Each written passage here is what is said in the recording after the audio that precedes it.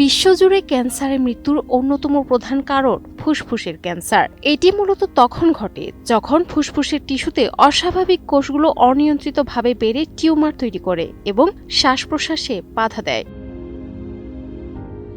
বেশিরভাগ ক্ষেত্রে প্রাথমিক লক্ষণগুলোকে সাধারণ শ্বাসকষ্ট বা ঋতুগত রোগ ভেবে এড়িয়ে যান রোগীরা। ফলে রোগটি মারাত্মক পর্যায়ে পৌঁছানোর পরেই কেবল চিকিৎসকের কাছে যান তারা। তবে প্রাথমিক পর্যায়ে এটি শনাক্ত করা গেলে পুরোপুরি নিরাময় সম্ভব বলে জানাচ্ছেন বিশেষজ্ঞরা। সংবাদ মাধ্যম এনডিটিভির এক প্রতিবেদনে থোরাসিক সার্জারি ডিরেক্টর ডক্টর শৈবাল খন্ডেলওয়াল ফুসফুসের ক্যান্সারের 5টি প্রধান সতর্কবার্তার কথা উল্লেখ করেছেন। তার মতে 3 সপ্তাহের বেশি সময় ধরে স্থায়ী কাশি কিংবা কাশির ধরনে হঠাৎ কোনো পরিবর্তন দেখা দেওয়া এই রোগের অন্যতম প্রাথমিক উপসর্গ। এটিকে কেবল সাধারণ অ্যালার্জি মনে করে অবহেলা করা একদমই উচিত নয়। কাশি বা থুথুর সঙ্গে সামান্য রক্তের দাগ যাওয়া মারাত্মক বিপজ্জনক লক্ষণ, যা দ্রুত চিকিৎসার দাবি রাখে। এছাড়া সিঁড়ি দিয়ে ওঠার সময় কিংবা অল্প হাঁটা চলাতে অস্বাভাবিক শ্বাসকষ্ট হওয়া নির্দেশ করে যে টিউমার শ্বাসনালী বন্ধ করে দিচ্ছে কিংবা ফুসফুসে তরল জমছে।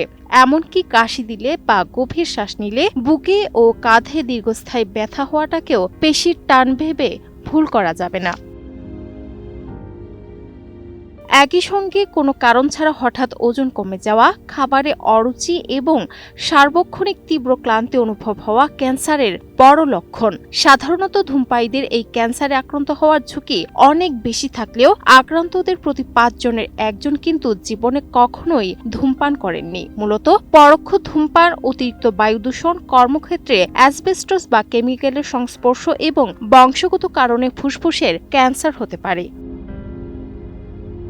বর্তমানে চিকিৎসা বিজ্ঞানের অগ্রগতির যুগে লো ডোজ সিটি স্ক্রিনিং ও রোবোটিক সার্জারির সাহায্যে প্রাথমিক পর্যায়েই ক্যান্সার শনাক্ত ও নিরাময় করা সহজ।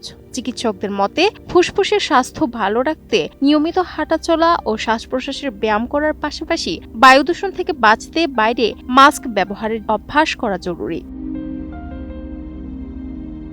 বিশেষ করে যাদের পরিবারে ক্যান্সারের ইতিহাস রয়েছে বা যারা নিয়মিত ধূমপায়ীদের সংস্পর্শে থাকেন, তাদের বছরের নির্দিষ্ট সময় চিকিৎসকের পরামর্শে নিয়মিত হেলথ চেকআপ বা স্ক্রিনিং করানো উচিত। সামান্য সচেতনতাই পারে অসময়ের এই মরণব্যাধির হাত থেকে জীবনকে রক্ষা করতে।